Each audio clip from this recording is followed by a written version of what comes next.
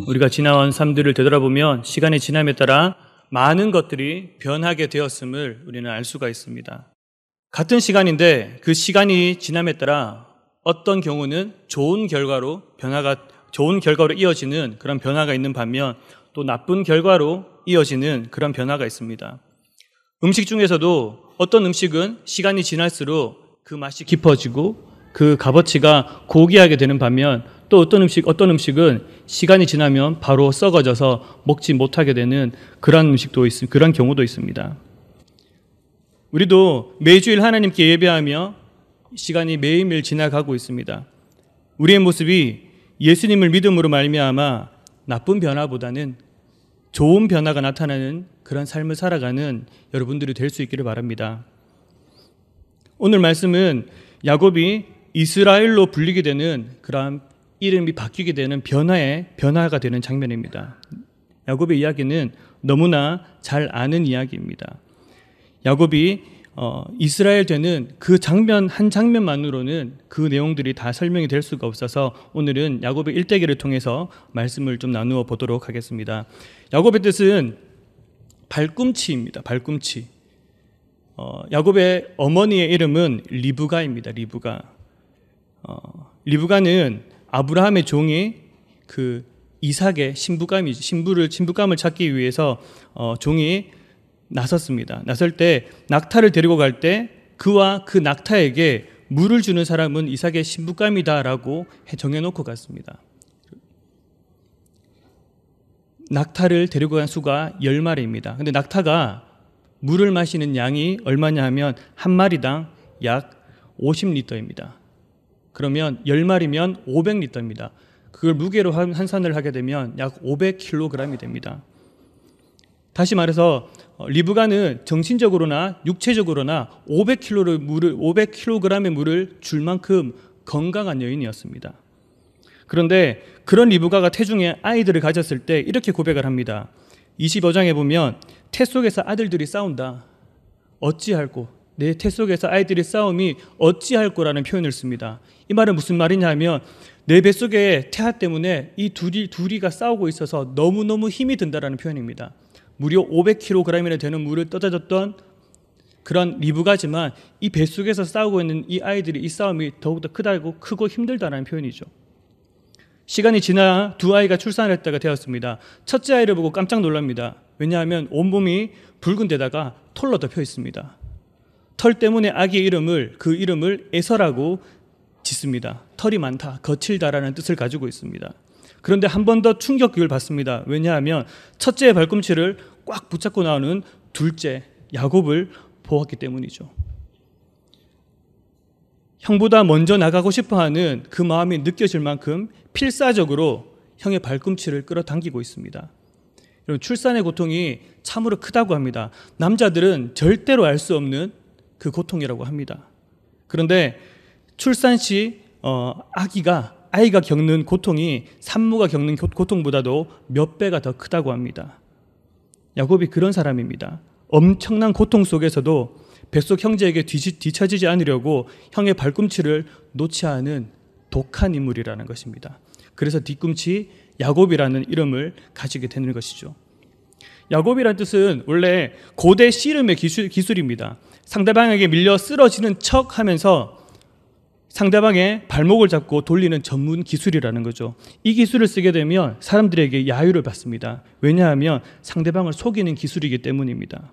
싸움에서 이겨도 비난받는 기술이 바로 그 기술의 이름이 야곱이라는 것이죠.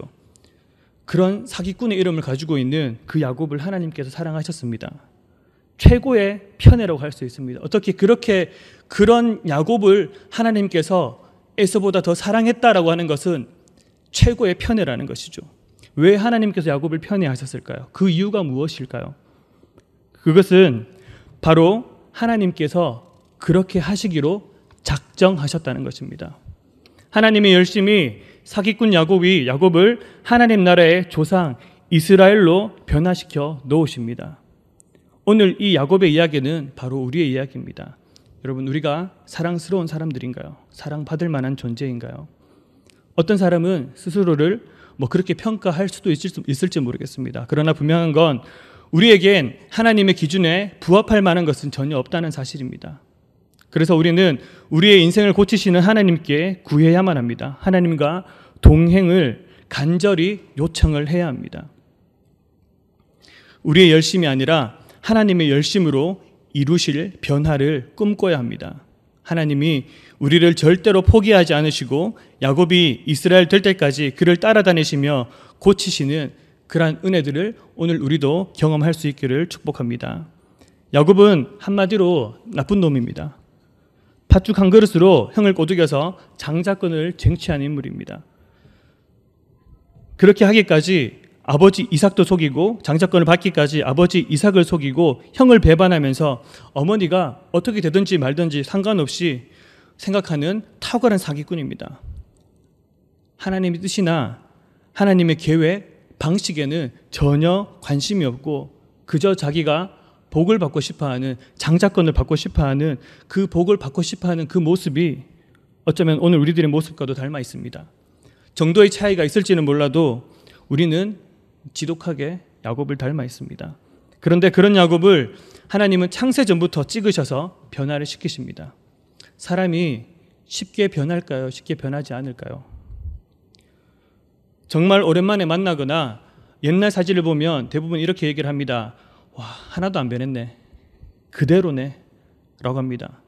그런데 외적인 모습뿐만 아니고 내적인 모습도 변하지 않습니다. 인격이 형성되는 그 시기를 지나고 나면 성인이 되어도 잘 바뀌지 않습니다. 그런데 가끔씩 바뀌는 사람들을 보게 됩니다. 성경에도 보면 어떤 큰 충격을 통하여서 예수님을 만남과 어떤 일들을 통해서 변화되는 사람이 등장을 하긴 합니다. 장성한 이들이 확 달라지게 만드는 것 중 하나가 바로 외부 또는 내부의 충격입니다. 자신이 감당할 수 없을 정도로 엄청나게 큰 스트레스를 겪고 나면 사람이 달라집니다. 예를 들면 사랑하는 사람과 사별했을 때, 혹은 퇴직을 했을 때, 사회 악에 직면했을 때 그 충격을 이기거나 잊기 위해서 달라지곤 합니다. 그 변화는 긍정적일 수도 부정적일 수도 있지만 무튼 충격은 사람을 바꾸어 놓을 그런 힘이 있다는 것이죠. 야곱이 에서를 속이고 아버지 이삭을 속여서 장자의 축복권을 받은 사실은 서로에게나 너무나 큰 충격이었습니다. 장자권을 뺏긴 에서가 아버지가 죽은 뒤 야곱을 죽이겠다고 했기 때문에 야곱은 엄청난 큰 충격에 빠집니다.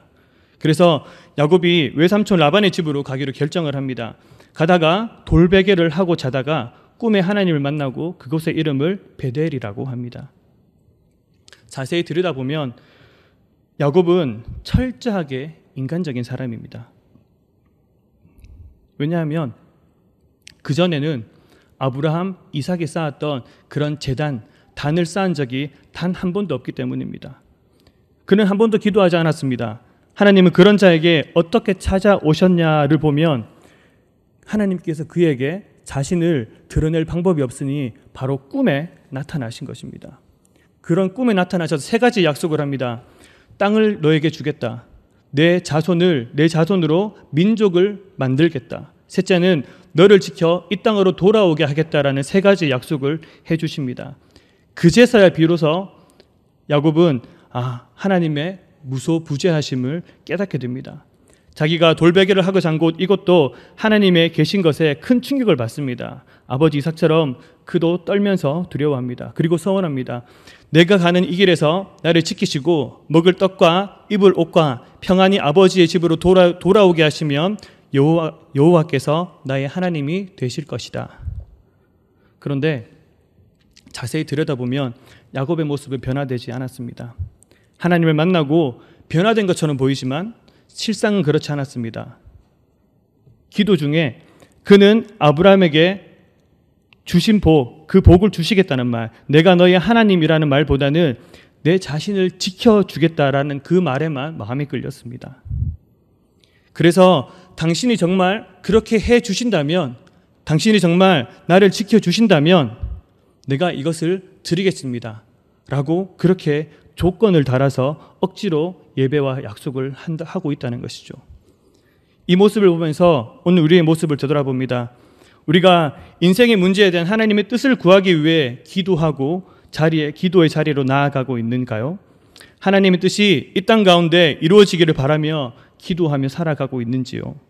그보다는 나의 자식들이 잘 되기를 바라고, 내가 잘 먹고 좋은 직장 가지고 좋은 곳에 시집 장가 보내고 나의 안전과 성공만을 중시한 야곱의 모습과 우리의 모습이 많이 닮아 있지는 않는가요? 야곱은 아브라함의 언약을 이어가게 하신 하나님께 그 어떤 감사도 하지 않았습니다. 그저 자기 옆에서 자기를 지켜주시겠다라는 그 말만 듣습니다. 이미 받은 하늘의 신령한 복과 영원한 생명에 대한 감사와 감격은 잃어버린 채 오늘 내가 먹을 것과 입을 것, 편안함이 가장 중요했다는 것이죠. 그러한 야곱의 모습이 바로 오늘 나의 모습이고 우리의 모습이라는 것입니다. 그런 야곱의 모습이 하나님이 사랑스러우셨을까요? 그런데도 하나님은 이렇게 말씀하십니다. 그럼에도 불구하고, 야곱이 그러함에도 불구하고 우리를 사랑하신다는 것이죠. 하나님은 야곱을 사랑하시기로 작정하셨습니다. 그 일이 끝나기까지 절대 야곱을 떠나지 않으셨습니다. 할렐루야. 내 모습이 야곱과 같은 모습일지라도, 내 모습이 야곱보다 더한 모습이라 할지라도, 그럼에도 불구하고 하나님께서 나를 사랑하신다는 이 사실을 믿음으로 고백하시기를 바랍니다. 이것이 하나님의 은혜입니다. 야곱은 외삼촌 라반의 집에서 20년간을 살아갑니다.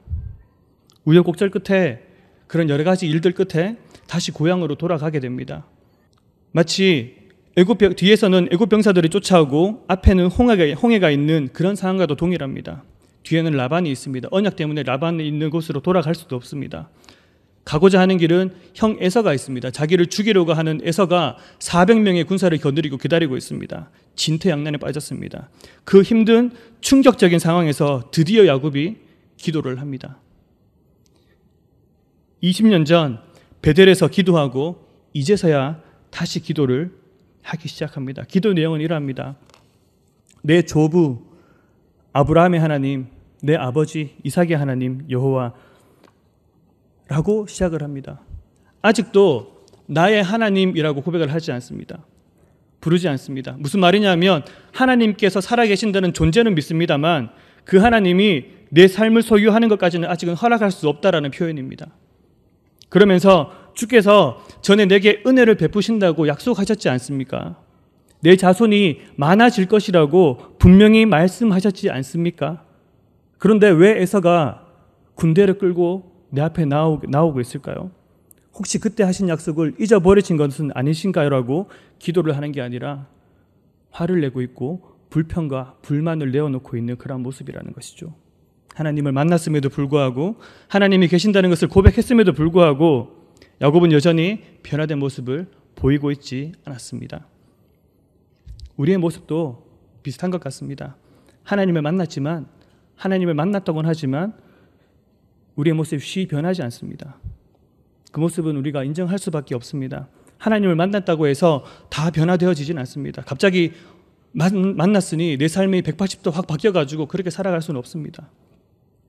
여전히 살아왔던 죄인된 모습은 그대로 남아 있습니다. 그 야곱의 모습을 보게 되면 조금 더 쉽게 이해를 할 수가 있습니다. 그런데 야곱이 오늘 본문의 내용에 나온 하나님의 사람과 드디어 싸움하는 장면이 나옵니다. 씨름을 하게 된 이유는 잠을 이루지 못할 만큼 두렵고 마음이 답답했기 때문입니다. 왜냐하면 곧 자신을 죽이려고 하는 에서와의 만남이 있었기 때문이죠. 야곱은 응답을 기다리기 전에 밤새도록 고민을 하다가 응답을 기다리기 전에 먼저 형에게 뇌물을 보냅니다. 야곱이 밤새 고민하고 내린 결론은 이거였습니다. 형 에서에게 엄청난 선물을 안겨주는 것입니다. 선물이라기보다는 뇌물입니다. 뇌물. 나를 살려달라, 나를 봐달라는 선물을 먼저 뇌물을 보내고 있습니다. 그 양이 어마어마합니다. 암염소 200마리, 수점소 20마리, 암양수 200마리, 수장 20마리, 암낙타 30, 암소 40마리, 황소 10마리, 암낙이 20마리, 새끼낙이 10마리, 거의 조공 수준으로 바칩니다. 그것도 한 번에 주지 않고 5그룹으로 나누어서 시간차를 두고 보냅니다. 그렇게 해서 에서의 마음을 돌이키고 싶었습니다. 좀 달래주고 싶고 나를 좀 살려달라는 그런 마음을 표현을 했던 것입니다. 야곱의 큰 문제는 야곱은 큰 문제 앞에서 어떤 방법을 택했냐면 또 자신이 해오던 삶의 방식을 따라서 나갔습니다. 선물로 형의 마음을 돌려보겠다는 그런 생각이었습니다. 하나님께서 분명히 내가 너를 지키겠다고 말씀하셨는데 그 말씀을 신뢰하기보다는 자기가 해왔던 방식으로 자기가 살아왔던 방법으로 그 일 앞에 대처를 한다는 이야기입니다. 이는 단순히 방법적인 문제가 아니라 바로 야곱의 불신앙의 모습이었다는 것입니다. 여전히 답답한 마음입니다. 안타깝게도 에서는 그런 상식이 통하는 사람이 아니었습니다. 외삼촌 라반이라면 욕심이 많았기 때문에 이런 방법이 통했을 수도 있을 것입니다. 그런데 에서는 왠지 그 선물을 다 받고도 자신을 죽일 것 같은 그런 존재였습니다. 혹시 여러분들의 삶 가운데 이런 에서와 같은 존재가 있지는 않습니까? 에서와 같은 어려움이 여러분들 가운데 있으시진 않으십니까? 이렇게 생각을 해봅니다. 에서가 없었다면 과연 야곱이 하나님 앞에 엎드렸을까? 만일 우리에게 에서와 같은 존재가 없었다면 우리도 하나님 앞에 나와왔을까? 우리는 잘 압니다. 내가 내 인생을 책임질 수 없다는 것을 잘 압니다. 내가 이 삶을 유지할 수 없다는 것과 나의 안정과 가정의 평안조차 만들 힘이 없다는 것을 우리 삶의 에서를 통해서 경험을 했기 때문에 알고 있습니다. 야곱은 홀로 남았다가 어떤 사람과 날이 새도록 씨름을 하였습니다. 본문에 어떤 사람이 누구인지에 대해서는 긴 설명이 필요합니다. 학자들마다 견해가 조금 다릅니다만 여기에서 어떤 사람은 이 땅에 인간의 몸으로 오신 하나님, 구약의 예수 그리스도라고 할 수 있습니다. 왜냐하면 야곱의 이름을 야곱에서 이스라엘로 바꿀 수 있는 분이라는 데 근거합니다. 사건을 조금 더 면밀히 살펴보면 야곱이 씨름을 시작한 게 야곱이 걸어서 한 게 아니라 그분이 야곱을 찾아와서 씨름을 합니다.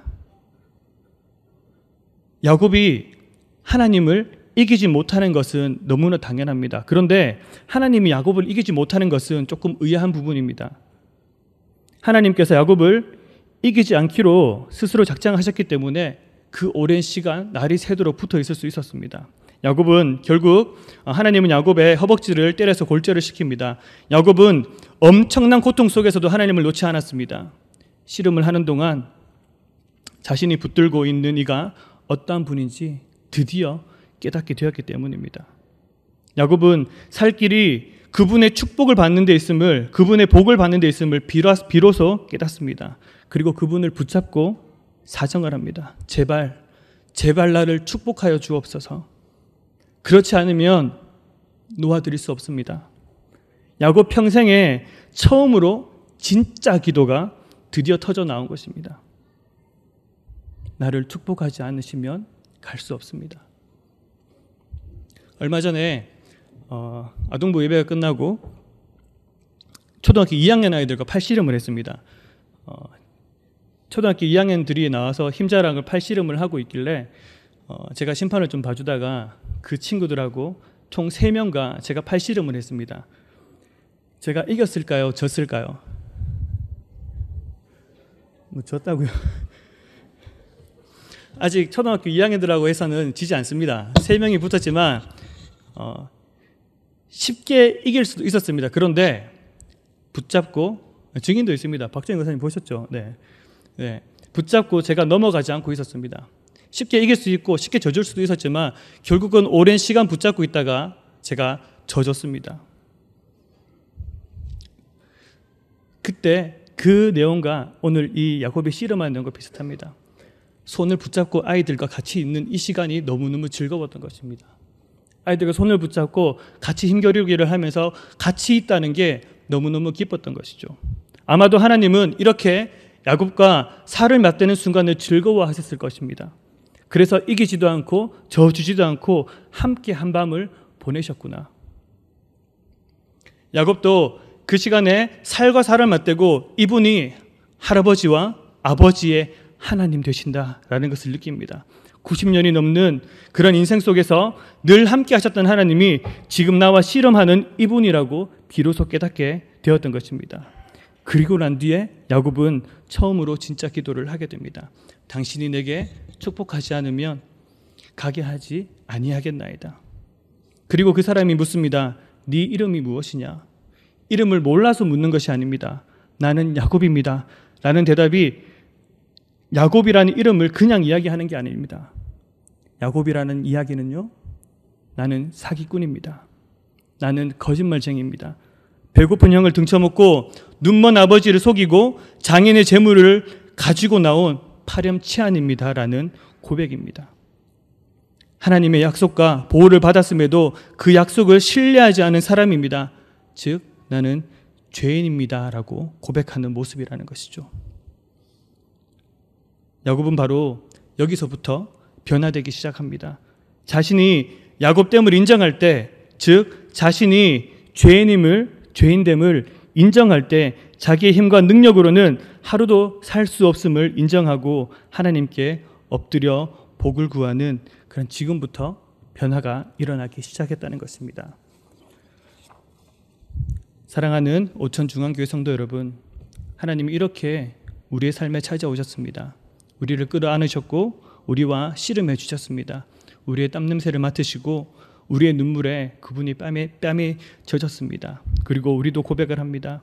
하나님, 저는 죽을 수밖에 없는 죄인입니다. 저를 구원하실 이는 오직 주님뿐이십니다. 그럴 때 우리를 향해 말씀하십니다. 다시는 야곱이라 부르지 않을 것이다. 이스라엘이라고 부를 것이다. 이는 네가 하나님과 및 사람들과 겨루어 이겼음이니라. 우리를 더 이상 죄인이 아니라 의인으로 부르겠다 하십니다. 자신이 죄인임을 고백하는 우리에게 우리는 더 이상 죄인이 아니고 하나님의 백성, 하나님의 자녀, 의인이 되었다라고 선언해 주신다는 이야기입니다. 이 선언은 우리의 선언이 아니라 하나님의 선언입니다. 이제 야곱은 두렵지 않습니다. 뼈가 골절되어 절뚝이지만 더 이상 약한 자의 모습이 아닙니다. 이스라엘이라는 이름을 받은 야곱에게 야복이란 더 이상 어두움의 장소가 아닙니다. 그것은 이제 브니엘, 하나님의 얼굴을 본 곳이 되어집니다. 그 싸움 한복판에서 하나님의 얼굴을 보았습니다. 혹시 지금 약복 나루에 계신 분이 있으십니까? 그 깊은 어둠 속에 홀로 남겨진 것 같고 에서라는 거대한 산 앞에서 막막하신 분들이 있습니까? 그곳에 찾아오시는 우리 주님을 간절히 구하시기를 바랍니다. 찾아와 우리와 씨름하시는 그분을 만나시기를 바랍니다. 그리고 그분과 씨름하십시오. 절대로 그분을 놓지 않기를 바랍니다. 주님을 머리로만 알던 분이 있다면 야복에서 주님과 살을 맞대고 그분을 알아갈 수 있기를 바랍니다. 씨름하는 가운데, 기도하는 가운데 그분이 어떤 분이신지를 깨닫게 되는 은혜가 있으시기를 축복합니다. 내가 얼마나 죄인인지를 절감하며 예수 그리스도 십자가 앞에 나오시기를 바랍니다. 십자가 앞에서 내가 죄인됨을 진정으로 고백함으로 죄인을 의인으로 바꾸시는 주님, 우리의 이름을 바꿔주시는 주님의 놀라운 은혜를 경험하시기를 축복합니다.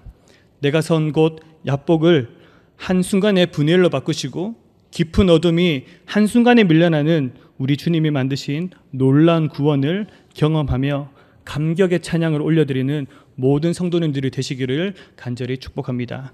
기도하시겠습니다. 하나님, 하나님의 사람으로 변화된 삶을 살아가기를 소망합니다. 여전히 옛 모습을 따라 살려고 하는 우리들을 불쌍히 여기시고 긍휼히 여겨주시고 하나님의 은혜로 새롭게 하여 주옵소서. 우리를 만나주시고 변화시키시려 끝까지 찾아오시는 하나님께 우리의 삶을 하나님의 것으로 올려드리기를 소망합니다. 하나님 받아주시옵소서. 이 모든 말씀을 살아계신 예수님의 이름으로 기도합나이다. 아멘.